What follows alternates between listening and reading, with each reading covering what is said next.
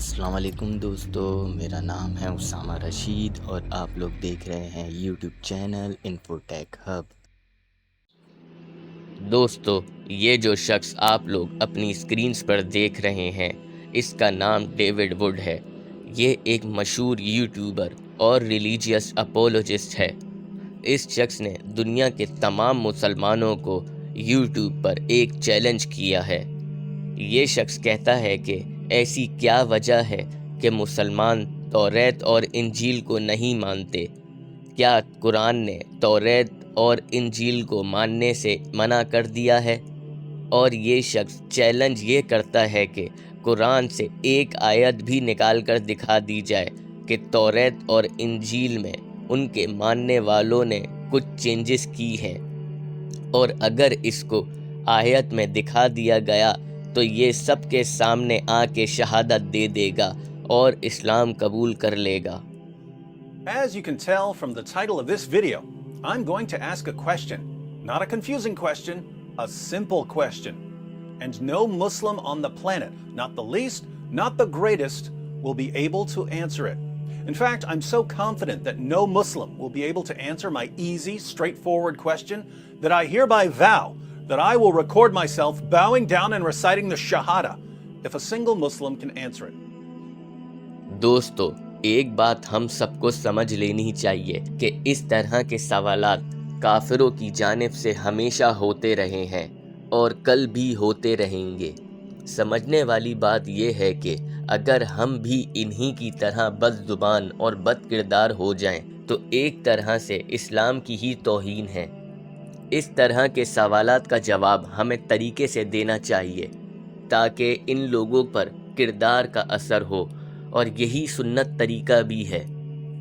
تو آج ہم ڈیوڈ ووڈ کے چیلنج کو ایکسیپٹ کر کے ان کے سوالات کا جواب دیں گے۔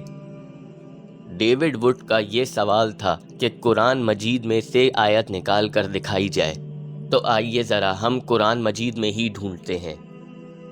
دوستو، قرآن کی سورہ اعراف کی آیت نمبر 162 میں اللہ تعالیٰ ارشاد فرماتا ہے کہ مگر جو لوگ ان میں سے ظالم تھے انہوں نے اس بات کو جو ان سے کہی گئی تھی بدل ڈالا، اور نتیجہ یہ ہوا کہ ہم نے ان کے ظلم کی پاداش میں ان پر آسمان سے عذاب بھیج دیا۔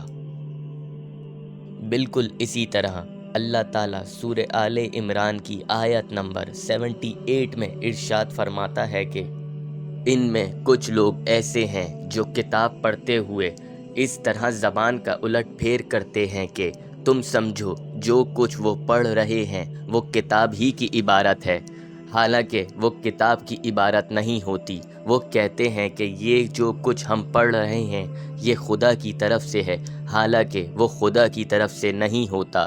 وہ جان بوجھ کر جھوٹ بات اللہ کی طرف منسوب کرتے ہیں۔ اسی طرح قرآن میں سورہ مائدہ کی آیت نمبر 14 اور 15 میں اللہ تعالیٰ ارشاد فرماتا ہے کہ اسی طرح ہم نے ان لوگوں سے بھی پختہ عہد لیا تھا جنہوں نے کہا تھا کہ ہم نصارہ ہیں، مگر ان کو بھی جو سبق یاد کرایا گیا تھا اس کا ایک بڑا حصہ انہوں نے فراموش کر دیا۔ آخر کار ہم نے ان کے درمیان قیامت تک کے لیے دشمنی اور آپس کے بغض و عناد کا بیج بو دیا، اور ضرور ایک وقت آئے گا جب اللہ انہیں بتائے گا کہ وہ دنیا میں کیا بناتے رہے۔ اے اہل کتاب، ہمارا رسول تمہارے پاس آ گیا ہے جو کتاب الہی کی بہت سی ان باتوں کو تمہارے سامنے کھول رہا ہے جن پر تم پردہ ڈالا کرتے تھے، اور بہت سی باتوں سے درگزر بھی کر جاتا ہے۔ تمہارے پاس اللہ کی طرف سے روشنی آ گئی ہے اور ایک ایسی حق کتاب۔ اس آیت سے یہ بھی ظاہر ہو گیا کہ قرآن ہی ایک واحد ایسی کتاب ہے جس کو ہم سب کو قیامت تک فالو کرنا ہے۔ اسی طرح سورۃ البقرہ کی آیت نمبر 75 میں اللہ تعالیٰ ارشاد فرماتا ہے کہ اے مسلمانوں، اب کیا ان لوگوں سے تم یہ توقع رکھتے ہو کہ تمہاری دعوت پر ایمان لے آئیں گے، حالانکہ ان میں سے ایک گروہ کا شیوہ یہ رہا ہے کہ اللہ کا کلام سنا اور پھر خوب سمجھ بوجھ کر دانستہ اس میں تحریف کی۔ کیا ڈیوڈ وڈز جس نے یہ چیلنج کیا تھا اب اس بندے کو کوئی اور ثبوت چاہیے؟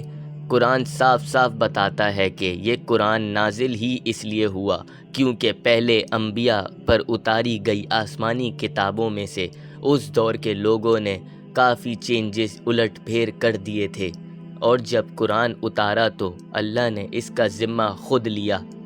سورہ ہجر کی آیت نمبر 9 میں اللہ تعالیٰ ارشاد فرماتا ہے کہ ہم نے ہی یہ قرآن نازل فرمایا اور ہم ہی اس کی حفاظت کرنے والے ہیں۔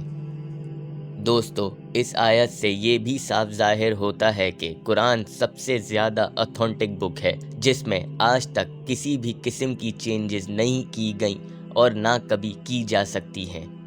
صرف یہی نہیں، اکارڈنگ ٹو ریسرچ قرآن کے بارے میں خود انگریز یہ کہتے ہیں کہ قرآن دنیا میں 80% تک اتھینٹک بک ہے۔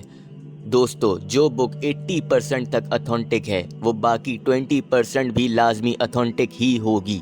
ڈیوڈ وڈز کو ہم نے اپنی اس ویڈیو میں قرآن کی آیتیں پیش کی جس میں صاف صاف لکھا ہے کہ پچھلی آسمانی کتابوں میں تحریف کر دی گئی تھیں۔ ہم دعا کرتے ہیں کہ ڈیوڈ وڈز کو اللہ پاک سیدھی راہ دکھائے اور وہ مسلمان ہو جائیں اور وہ سب کے سامنے آ کے اسلام قبول کریں اور اپنی ایک نئی زندگی کی شروعات کریں۔ امید ہے دوستو آپ لوگوں کو ہماری یہ ویڈیو پسند آئی ہوگی۔ اگر آپ لوگوں کو ہماری یہ ویڈیو پسند آئی ہو تو لازمی ہمارے چینل کو سبسکرائب کر دیں تاکہ مزید انفارمیٹیو ویڈیوز آپ تک پہنچتی رہیں۔ ابھی کے لیے ہمیں دیں اجازت، اپنا بہت خیال رکھیے گا۔ اللہ حافظ۔